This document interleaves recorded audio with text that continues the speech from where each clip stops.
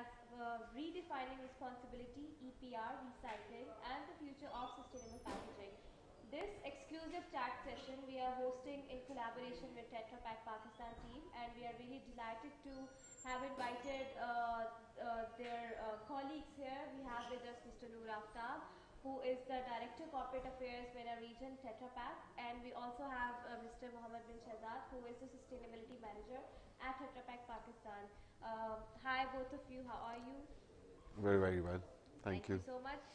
So I think this topic which we are going to be discussing, which is exclusively around EPR, that is extended producer responsibility, and recycling. These both are gaining a lot of traction in Pakistan, especially over the last few years, when Pakistan started working around, how plastic pollution can be addressed. But then, because of policy inconsistency, there has been a lot of challenges coming up, especially for the multinational corporations, for the producer organizations, and even for the recyclers, because our entire waste management system is being dominated by informal sector. And then there is no waste sorting. And then the regulations, because after 18th Amendment, the subject is devolved in the provinces. So each province is, they like to go about their own kind of regulations. So the businesses are suffering. The ease of doing business is totally impacted because of this inconsistency in the policy. So how to ensure that plastic pollution is curtailed if these businesses are not provided a level playing field?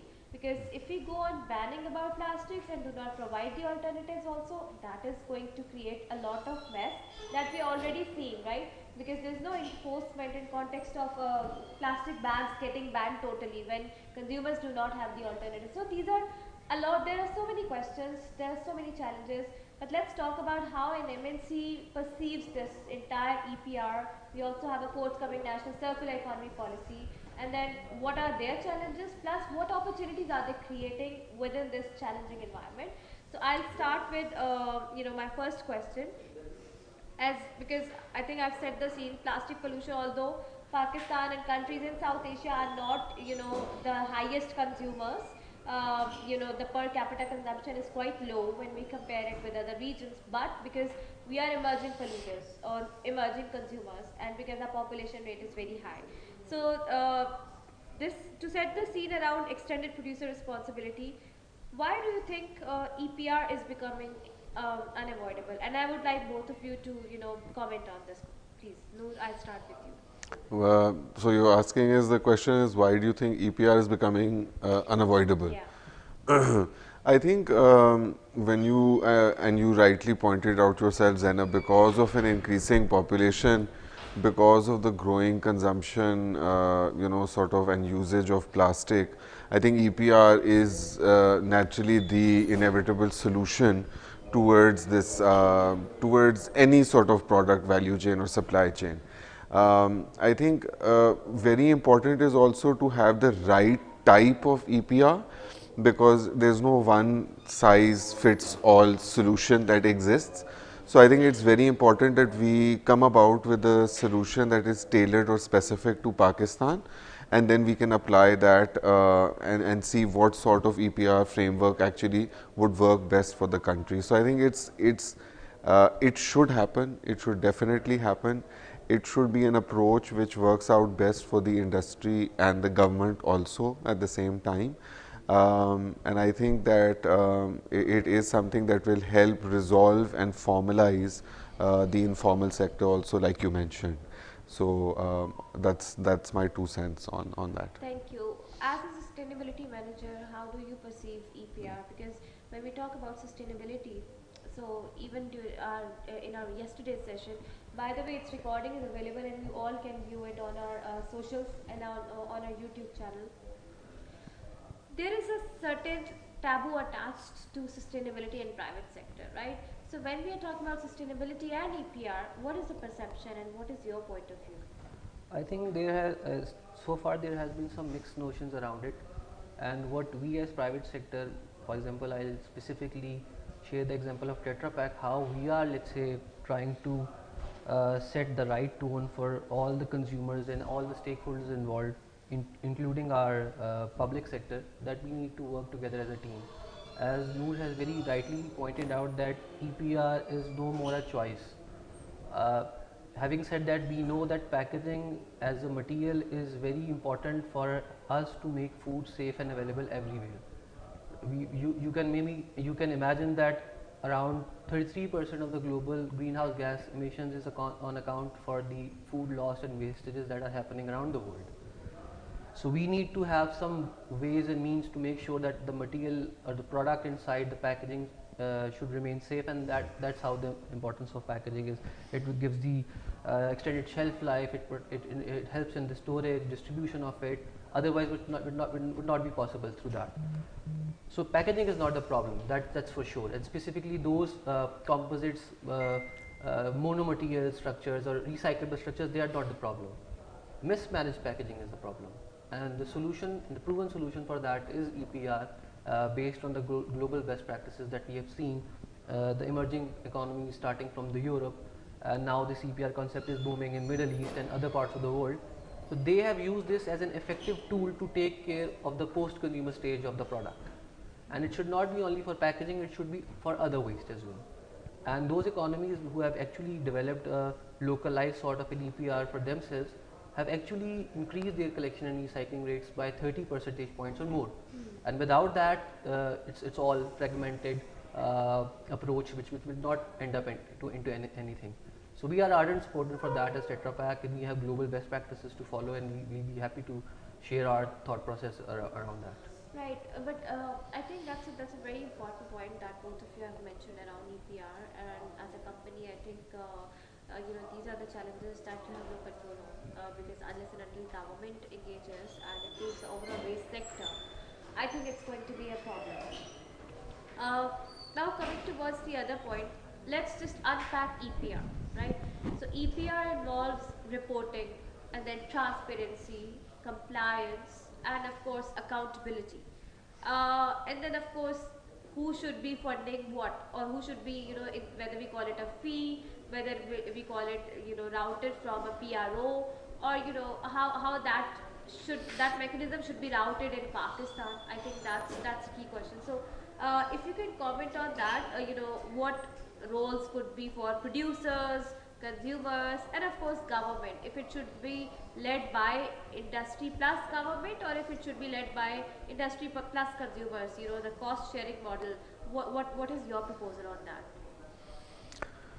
So I think that is a very important question. I think yesterday we attended the session where the finance minister also spoke about financing, and I think green financing or financing any sort of solution when it comes to EPR or having a PRO funding. I think the first most important thing is that all actors should be involved in the process. So all of the stakeholders that you have, that stakeholder matrix should be involved within the process. So there should be a consultative process where if you do have an EPR legislation or an EPR framework or the national plastics action plan, whatever is developed should be developed with all stakeholders involved in that process, in that consultative process, where due diligence is applied throughout all of the parameters of that particular framework. And I think the second, sort of very important thing is also, so once you have that framework, after a mutual consensus, then everybody should sort of follow and apply that framework as opposed to fighting it then, afterwards. So I think very often what happens is that the government views the private sector as the profit making machines that do not care for the environment or care for the communities or care for XYZ. I think there's a fine line between being a non-profit or being an NGO and between being a profit making entity. Absolutely. But at the same time, the government needs to realize that these are the companies, these are the organizations that are actually propelling the economy forward. So when it comes to the funding part of it, Zainab, I think it should be a model which is in line with whatever global practices exist. We should draw from inspiration in terms of what is happening globally, what is the trend globally, what are the best country examples, best practices that are being followed internationally, and I think Pakistan should be no exception to that particular funding model. I think that's a very important suggestion that we are getting from you in context of who should be funding what. And if we learn from other countries where EPR is being implemented, I think, especially if we talk about Japan, because that's within the region. So they have this cost sharing model, and that is a workable model. If we see that not entire burden should be shifted on the industry, that would not be fair, especially when your country's waste management system is not it's not being managed, it's not being sorted, the stream, the feedstock that should come for the recyclers is simply not there because it's mixed with the organic stream. So I think it has to be a cost sharing model, and where some cost is also shared by the consumers, because it's a responsibility of every citizen to manage their waste and to make conscious consumer decisions, if I say. I think there should be no harm, because otherwise also the waste management companies, they charge you, right? So why not, if this entire system gets standardized by the government under their leadership, I don't think there's any harm in that, because societies and people are already paying for their waste getting managed, which actually is not being managed. So Shahzad, now my next question is from you.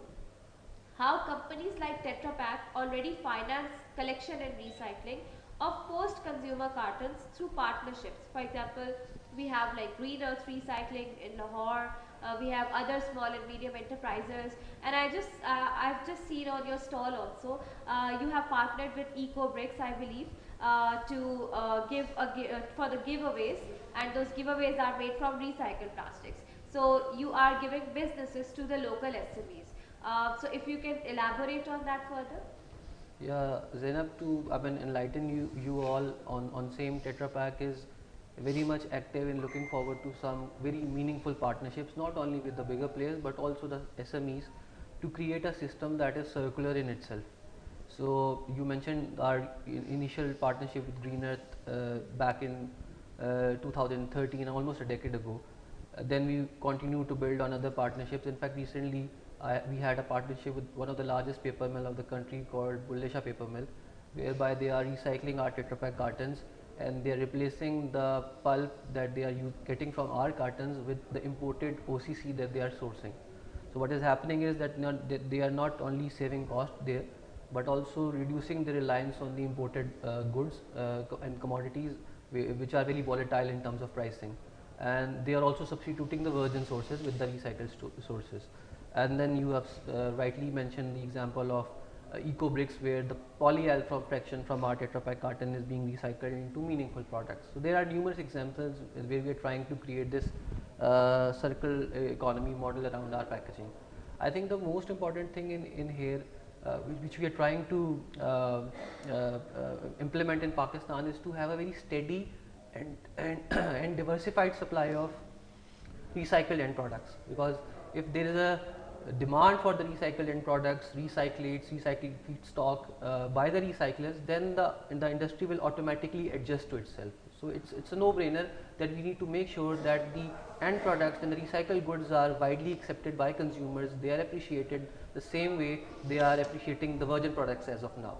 So either it would be the cost competitiveness that we need to work on, and that will only be achieved when we reach to a certain scale.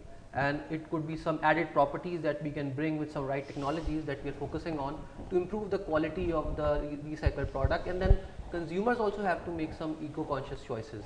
If they'll still go to that virgin option, which is cheaper maybe at this stage, then obviously this economy will not thrive. So we need to plug in some fiscal measures, some regulatory measures to make sure that the wheel moves on its own.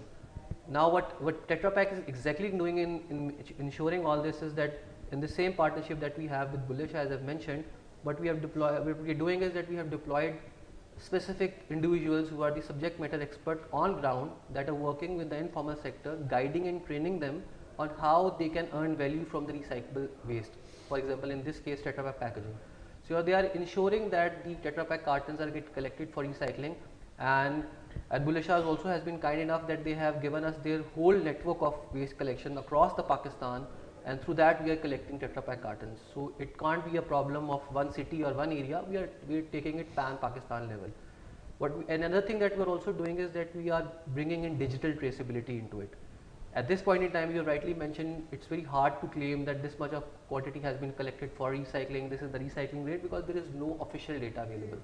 So what Tetra Pak is doing is that we are using digital tools to trace whatever we are collecting for recycling and making that anonymous waste into trackable assets. So we are working on those lines with that. And very rightly said by Noor, all stakeholders have to be on board. So we are discussing the idea with the stakeholders, regulators, private sectors, startups, and most importantly the informal waste pickers, which is the base of this pyramid on collection and recycling and the backbone of the economy.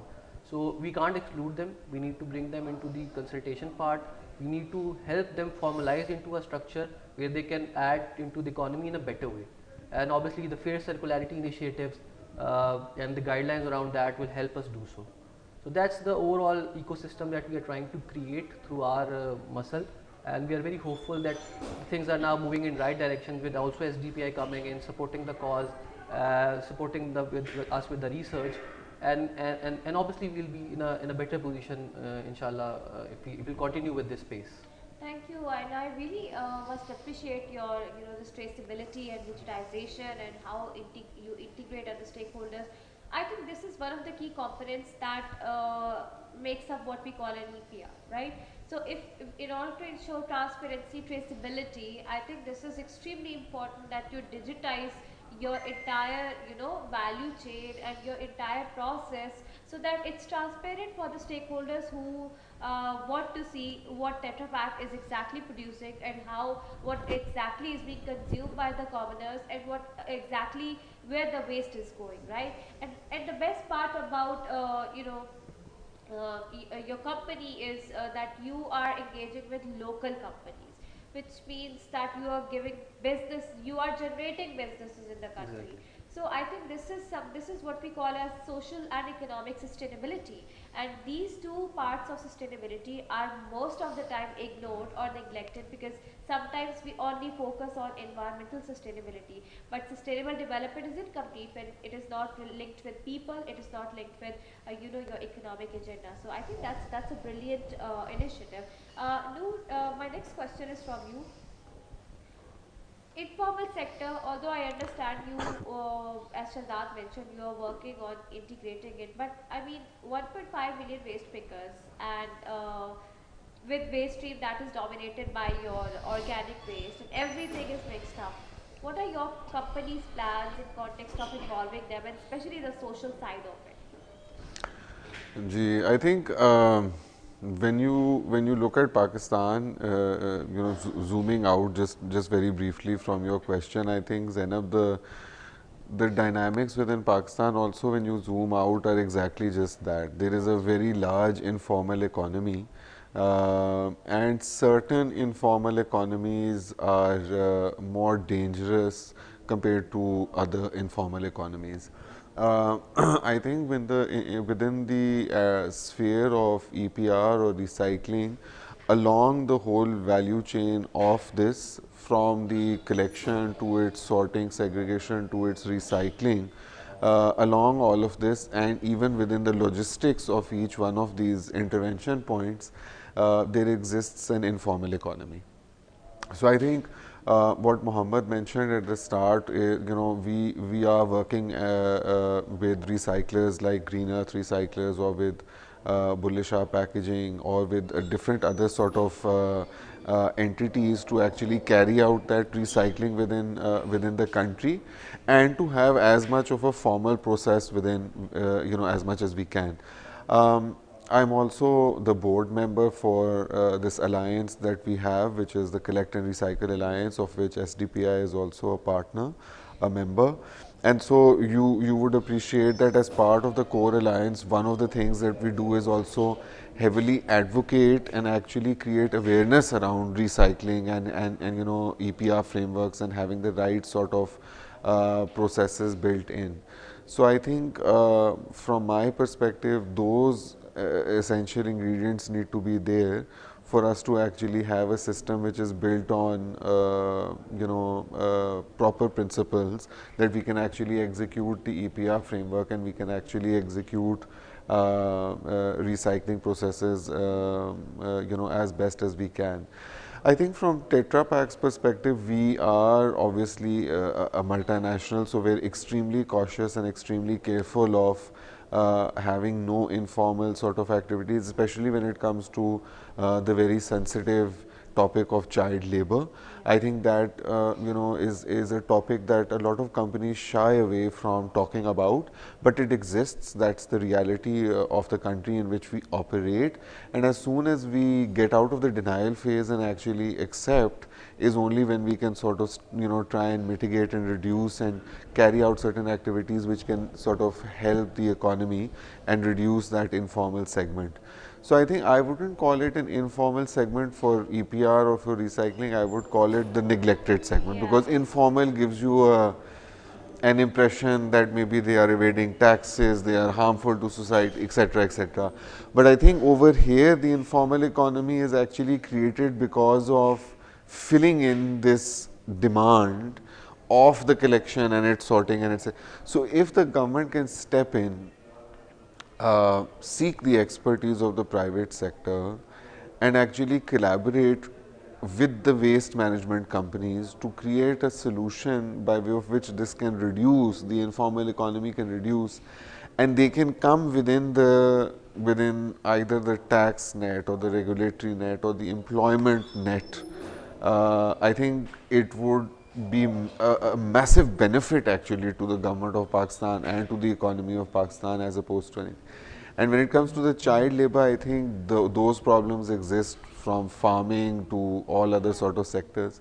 So that's something that collectively a lot of companies with the government need to sort of keep addressing as we go along the way. Definitely, I think that's a very important, rather a key takeaway for this from this session on how do we perceive the informal sector actually. How do the companies perceive the informal sector? Because otherwise, if we call, and you're right, I think if we call them as informal sector, it means we are, we are devoiding them of the rights that they can get. And I think that's one of the key challenges that almost every other country in South Asia is facing, because in every other country of South Asia, this sector is dominated by, what we call informal sector, but otherwise the sector that is most neglected. And I think without multinational corporations, because in these countries waste management is not formalized, so these are the companies that are actually helping them, getting their rights, getting benefits, getting the kind of facilities that are actually their right and that are not being provided with them. So kudos to you and your company and companies like Tetra Pak who are actually engaging. So I mean, they're doing a brilliant job, and this is something that gets, that is not actually highlighted anywhere else by anyone, and even maybe I'm sure the government is also not able to perceive how the companies are actually involved in this sector. So thank you. Coming towards you, Shazad. Uh, so there are multiple, lessons from other countries and even in the region as well. We have seen one of the neighboring country is ensuring extended producer responsibility through PROs and etc. And they are very much, through rigorous attempts trying to, manage this entire sector. But of course, every country has its own challenges, its own fiscal limitations, economic limitations. Uh, Keeping in view the entire aspect, if a policy is launched or announced, uh, what should be the milestones for MNCs? What should be the milestones that could be set up by the government in context of ensuring plastic circularity and target setting? What is your take on that? I think this would be a very a lengthy discussion that we Yeah. can have around that, because it's so much of a complex subject. Packaging itself is a complex and a very high impact subject right now, sitting at the intersection of regulation, cost, sustainability. So we have to balance it all. So I think what Pakistan needs to do is to, as we have already discussed, is to look at the best practices first. At what are the best practices available for the similar economies or similar markets like us, and then see how we can be able to take inspiration from them. There is no copy paste for sure, but we can take inspiration from those best practices. generally what I've seen or what I've understood, and to the best of my knowledge, I think in for Pakistan context, and we can have a discussion and debate around it, is that we need to have an industry led PRO, because this kind of let's say arrangement has always worked, because the obliged industries know what they exactly have to do, and then they transfer this responsibility to a PRO, which is a packaging recovery organization, who then take care of all the operational and financial matters through that EPR fee that is calculated on the basis of a transparent and a very structured principles. So I think this is the first starting point. For Pakistan, I think we are, as I said, we are going in the right direction. The National Circular Economy Roadmap should cover all the sectors, should cover all the packaging, because then after years later, if we'll have not anything included in that EPR framework, then it would be very difficult to go back and fix it. So it needs to cover all the sectors, including packaging and all the players into it. For the compliance part, I think you have very rightly said that it should be a shared cost sharing model. We can also discuss around that how it would be in the best interest of Pakistan. But I think generally those entities who are responsible for choosing a packaging product and putting it into the market are important to have a single point of compliance there. I think and there are producers, brand owners, retailers, municipalities, consumers. So there are different actors in this entire process, and they also have very distinct roles and responsibilities. So they need to be very let's say clearly defined, and then roles and responsibilities have to be then clearly allied as well. But to have a single point of compliance, I think it's the entity that is putting the packaging material in the market. They should be the person or the entity that would be taking care of the entire the PRO the EPR model. One most important thing in this entire process is the governance, because we have taken lots of initiative in the past and other economies have done so, but without proper governance and accountability, all have miserably failed. So this also needs to be very carefully looked into for Pakistan context. So there should be a national EPR registry where all the companies have to register. There should not be double registries. All the certified recyclers will have to issue the recycling certificates to avoid any malpractices. There should be a very clear public disclosure. Consumers should be aware that on which company is doing well on EPR, which is not, and then there can be some graduated penalties on offences and non-compliances that needs to be done. So and one more thing, once this entire basic foundational framework is done, we really need to improve our waste management practices, which is totally missing. We talk about extended producer responsibility. Where is the extended consumer responsibility? Right. You, me need to also sit together and see how we can be able to start source segregating. And then there should be an infrastructure to make sure that this source segregated waste goes somewhere in a recycle stream to a recycling facility. So that infrastructure, if it will not complement the entire process, all our policies, interventions will go down the drain. So that infrastructure needs to be put into practice, and there PPPs, public-private partnerships can play a very big role. I think that's a very important point raised by you, the extended consumer responsibility, and that is something at STPI we have been advocating for, because if we, before this EPR and everything else, there was SDG 12.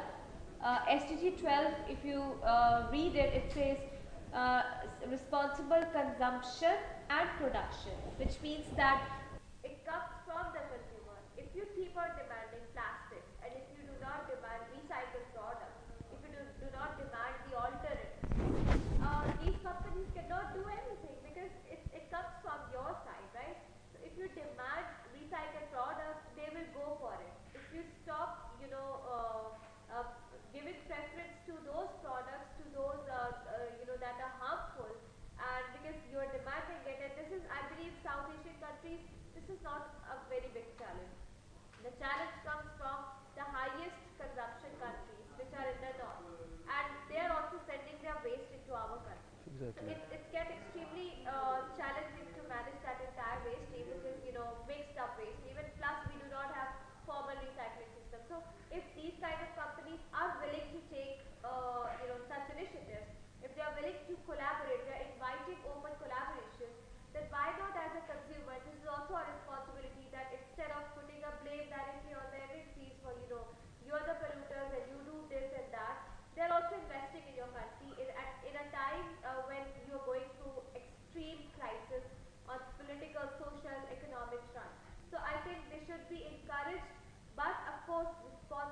production is their job. They should be made accountable to where they're not doing responsible business, but when they're doing it, so I think this is as a consumer, it's our responsibility to encourage them, to support them, and to make ways and opportunities for them to support, whether it's circular economy, sustainable consumption and production, or overall extended producer responsibility.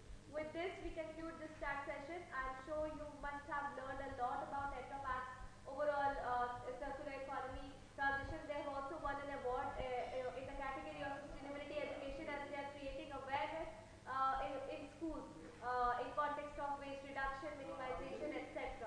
So I think this is a great opportunity. You can interact with them. This is the last day of the conference. They have a stall at Sustainability Investment Expo. Do visit their stall. Thank you so much, everyone. Thank you.